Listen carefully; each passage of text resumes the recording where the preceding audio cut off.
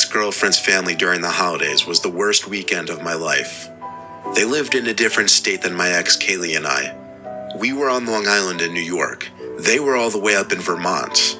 Our relationship was still kind of new, but she seemed to think it was serious enough for her parents to invite the two of us up there for Christmas. Kaylee had a really small family, so apparently it would be just the two of us, her brother, and her parents. Pulling up to the house was a pleasant surprise. The house was beautiful, and it stood on a huge, well-kept property secluded from any other houses.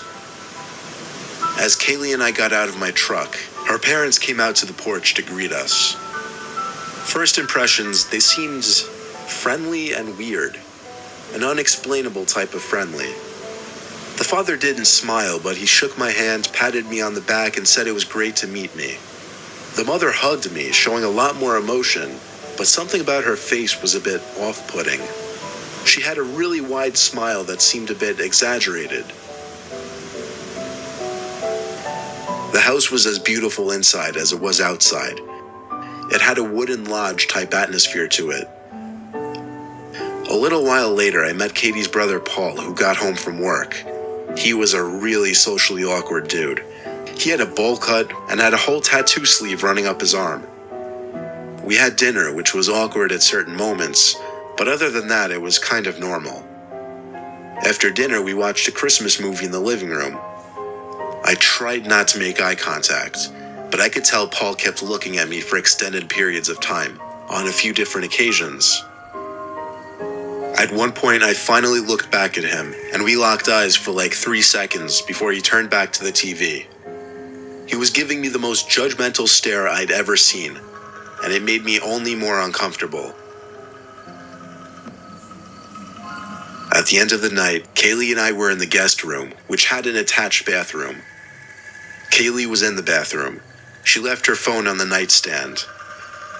I saw she got a text from her mom, and for some reason, feeling a bit snoopy, I got up to read it. It was not at all what I was expecting, and it changed the whole night completely. Briefly on the screen, it said, "Text from mom, do you think he suspects anything yet?" But the message quickly switched to new message, I'm guessing because she had iMessage notifications set to hide once the phone locks. I wanted to read what was said before that, but her phone had a password, unfortunately. I could actually feel my heart pumping now. Kaylee came back into the room. I kind of gave her the cold shoulder because my mind was racing. She seemed to notice.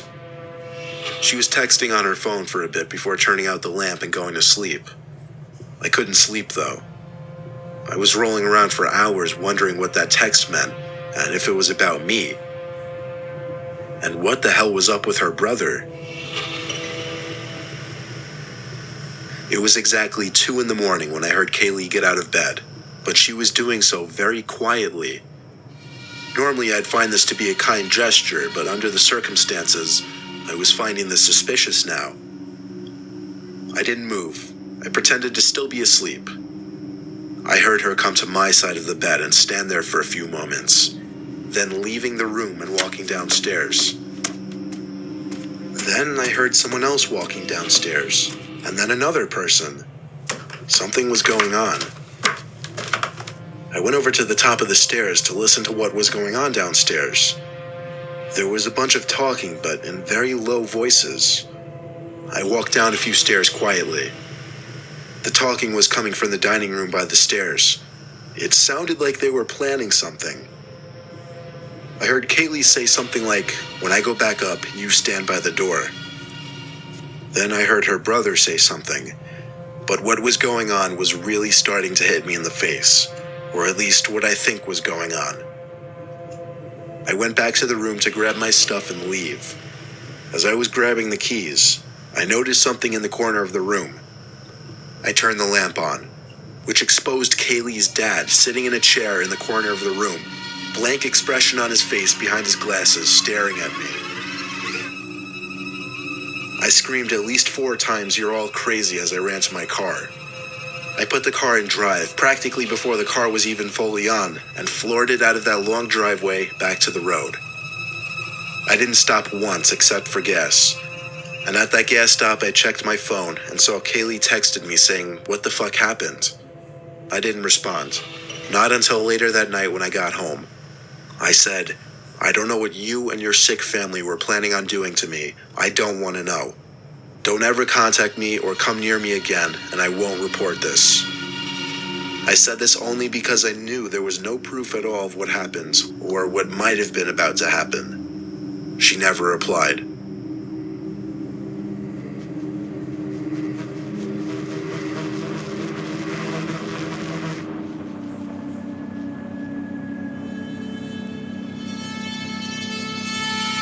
It was Christmas Eve night, 1 in the morning. I was in our den watching TV because I always like to stay up extra late on Christmas Eve. To make things more festive and cozy feeling, it was during a snowstorm. I left the window open and the backyard light on just so I could also have the view of the snow in the backyard.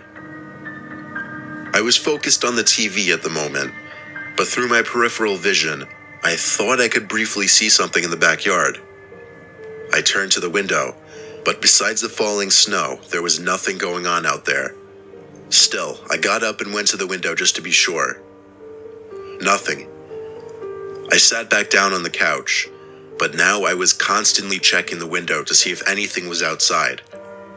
About 10 minutes later, I calmed down and forgot about it and reverted my full attention back to the movie. Then I heard, loud and clear, the backyard gate slam shut. Now I almost knew someone was back there. I slipped on my shoes and a jacket and went out to the backyard to check it out. There were boot marks in the snow, leading from one gate across the yard to the other gate. I was not feeling brave enough to follow them, so I went back inside. As I was taking off my boots and jacket, I saw a track of wet, muddy snow on the den carpet, leading from the office to the hallway that led to the living room. That was also the way to my parents' room. First, I had to go to the office to see how they broke in. So I followed the boot marks to the office without turning on any lights to make my presence known. I was expecting to see one of the windows busted open, but everything was intact. Then I realized the boot marks didn't start in this room. They ended in this room.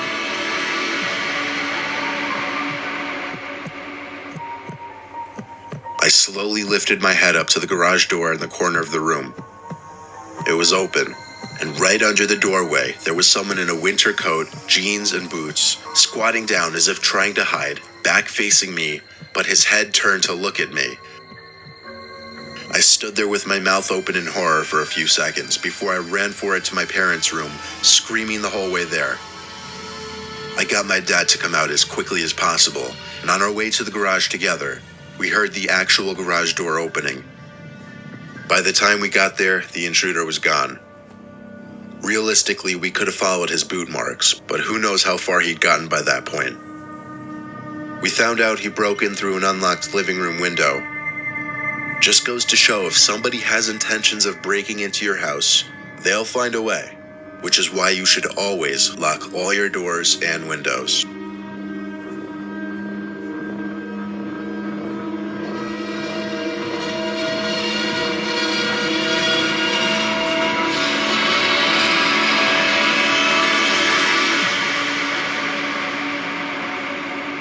I'm the oldest of 4, and during the events of this story, I was 16, my younger sister was 11, and my 2 younger brothers were 8 and 7.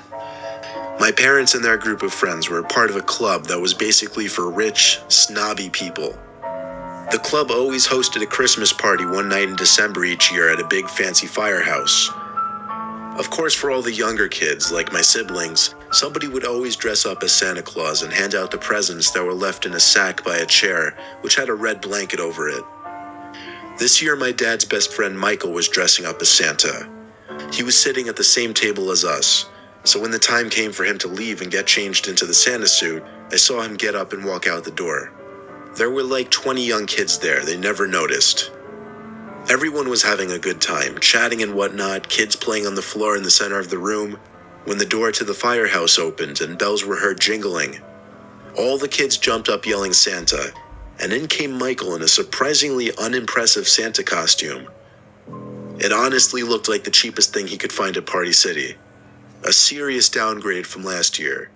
The hat and the beard were alright, but the costume just seemed cheap. Not the usual costume the club supplied. He chuckled and did his best Santa impression. I had to say, he was doing a really good job of changing his voice though. I saw a few of my parents' friends whispering to each other. Michael grabbed the bag of gifts and said in his best Santa voice he'd be right back with the presents. He sounded so different though. He walked out the door with the bag of gifts. That's when my dad and a couple other guys ran after him yelling, "Hey." I still didn't know what was going on. Not until my mom told me that wasn't Michael. I wanted to feel important, I guess, so I ran outside to the parking lot as well, where I found my dad and two other guys standing there, looking around dumbfounded. The man dressed as Santa was gone.